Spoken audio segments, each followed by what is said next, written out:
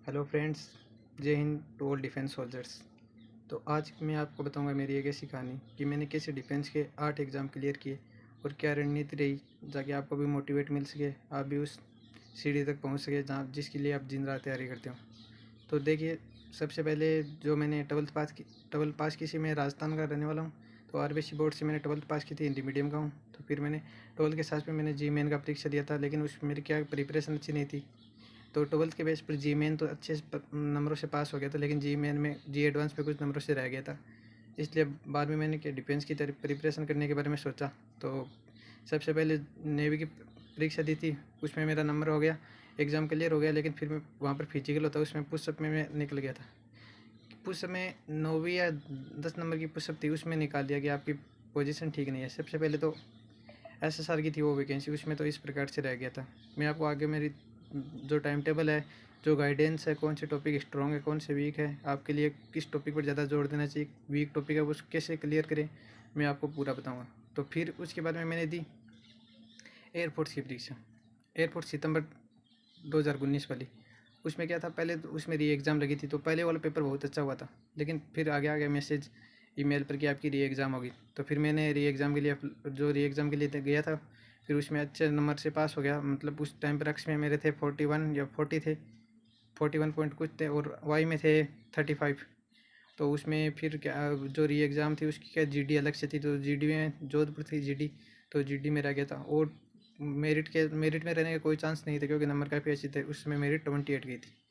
और फिर दिए थे मैंने वो नेवी की एग्ज़ाम, जो अभी जिसमें कोरोना के बाद में उसका फिजिकल हुआ है। 2020 में फरवरी में एग्ज़ाम लगी थी। उसमें उसमें डबल ए में मेरे नंबर हैं 57.25। तो उस प्रकार डबल ए भी क्लियर हो गया, और उसमें साथ में एमआर का भी पेपर दिया था, और वो एमआर का भी क्लियर हो गया। एमआर का भी क्लियर हो गया, फिर उसका फिजिकल हुआ था जामनगर में, फिर फिजिकल भी क्लियर हो गया। और उसकी वो अभी हाल ही में ज्वाइनिंग भी आई थी, उसके बारे में मैं आपको डिटेल में बताऊंगा कि इसमें क्या कमी रह गई थी, कैसे रह गया। फिर जो नवंबर में जो पोस्टपोन हुई एयरपोर्ट की एग्ज़ाम थी वो दी, उसमें अक्स और वाई फिर दोनों क्लियर हो गए। इस प्रकार टोटल मिलाकर 8 एग्ज़ाम क्लियर हो गई थी। अक्स में इस बार भी 45 पॉइंट कुछ समथिंग थे, और वाई में 35 थे। तो वाई में होने के पूरे पूरे चांस थे, अक्स में होने के 50% चांस थे। फिर मेरा जीडी था, जीडी भी आसानी से क्लियर हो गया। जीडी के बारे में मैं आपको बता दूंगा कैसे बोलेगा मेरे, क्योंकि मैंने पहली बार फेल की थी, पहली बार मैं जीडी में फेल हो गया था। एक फेलियर से ही जान सकते हो आप सक्सेस कैसे मिलती है, क्योंकि जब पहली बार फेल हुआ था मुझे पता चल गया था क्या क्या कमी रह गई थी। इसलिए अगली बार मैंने जीडी की भी अच्छे से प्रिपरेशन की, और जो टॉपिक वीक थे उस पर ध्यान दिया। इस प्रकार जीडी भी क्लियर कर ली। लेकिन री मेडिकल था, री मेडिकल में क्या, री मेडिकल में कोई पैर की अंगुली में पॉइंट था, वो नहीं टूट पाया, तो इसलिए री मेडिकल में रह गया। और उस री मेडिकल के अगले दिन या उससे एक दिन बाद में थी वो एमआर वाली ज्वाइनिंग, तो उसमें रह गया। तो उसमें मैं नहीं जा पाया, क्योंकि बीच में वक्त ही नहीं मिला। 3 या 4 घंटों का वक्त मिला था, इतने में मैं वहाँ पर चंडीगढ़ से नहीं आ पाया। और एक वो डब्ल्यू वाली बात थी, वो किसी डॉक्यूमेंट में इश्यू के कारण रह गया था। अब मैं बताता हूँ आपको आप एग्ज़ाम कैसे क्लियर करें, आपके लिए क्या गाइडेंस। तो देखिए, सबसे पहले बता दूँ, डिफेंस की एग्ज़ाम क्लियर करने का सबसे ईजी वे है कॉन्फिडेंस। कॉन्फिडेंस रखेंगे बहुत अच्छे से क्लियर होगा। मैंने सबसे पहले मैं बता दूँ, मैंने रेगुलर 6 से 7 घंटे स्टडी की, ना तो ज़्यादा की ना कम की, आराम से। जिस जिस दिन 6 से 7 घंटे स्टडी नहीं होती थी, उससे अगले दिन या सप्ताह में 1-1 घंटे मिलाकर कवर कर लेता था। तो यही 1.5 घंटे में क्या करता, फिजिक्स पढ़ता, 1.5 घंटे मैथ पढ़ता, और 1.5 घंटे में इंग्लिश पढ़ता। हिंदी मीडियम वाले स्टूडेंट इंग्लिश पर ज़्यादा ध्यान दें, क्योंकि वो इंग्लिश में बहुत ज़्यादा रह जाते हैं। और 45 मिनट जीके रीजनिंग और 10th लेवल मैथ पढ़ता। 10th लेवल मैथ का इतना वेटेज नहीं है, उसका 6 से 7 या 8 नंबर का वेटेज है। ज़्यादा रीजनिंग और जीके का वेटेज है, 21-22 नंबर के वो आ जाते हैं। प्रॉपर टाइम टेबल के हिसाब से पढ़ोगे, और आपको अगर ऐसे पता होना कि कौन से चैप्टर कितने नंबर का आएगा, तो आपको बहुत ज़्यादा हेल्प करेगा। तो देखिए, फिजिक्स है, फिजिक्स में ईट है उसमें एक ऐसा चैप्टर जो नेवी में भी आपकी सहायता करेगा। नेवी में 4% देकर जाएगा, और एयरपोर्ट्स में 3% तो पक्के देकर जाएगा हीट। और मैथ की बात करें, मैथ में 2D निकाल लीजिए, बहुत इंपॉर्टेंट है 2D। और 2D बहुत सरल है। 2D देखिए, नेवी में 4% आते हैं, एयरपोर्ट्स में 3% आते हैं, ईजी आते हैं 2D। द्विवी में ज्यामिति, हमें खुद फिजिक्स और जीके में मेरी अच्छी पकड़ है, तो फिर मैं फिजिक्स और जीके को वैसे पढ़ाता भी हूँ नॉर्मली वे में बच्चों को, और फिजिक्स और जीके में अच्छी पकड़ भी है। जहाँ तक बात है कि हिंदी मीडियम वाले बच्चे सबसे ज़्यादा क्या इंग्लिश में रहते हैं, उनको इंग्लिश का क्या फोबिया रहता है। इंग्लिश के लिए आप रूल पढ़ जाओ, रूल ऐसे नहीं रट कर जाओ, रूल सबसे ईजी वे में पढ़ कर जाए। देखिए आप, जैसे बात करें अब नरेशन की। अब नरेशन वो इसके रूल है, आप इजी वे में क्लियर कर लोगे। ऐसे आप टेंस के रूल है उनको रटना मत, क्योंकि रटोगे तो आप भूल जाओगे उनके आराम। और वोकेब है, वोकेब परमार सर जैसी वोकेब मैंने आज तक कहीं नहीं देखी। इतने अच्छे अच्छे ट्रिक के माध्यम से उन्होंने वोकेब तैयार करवाया, बहुत अच्छा वोकेब तैयार करो, और उससे बाहर वोकेब जाती भी नहीं है।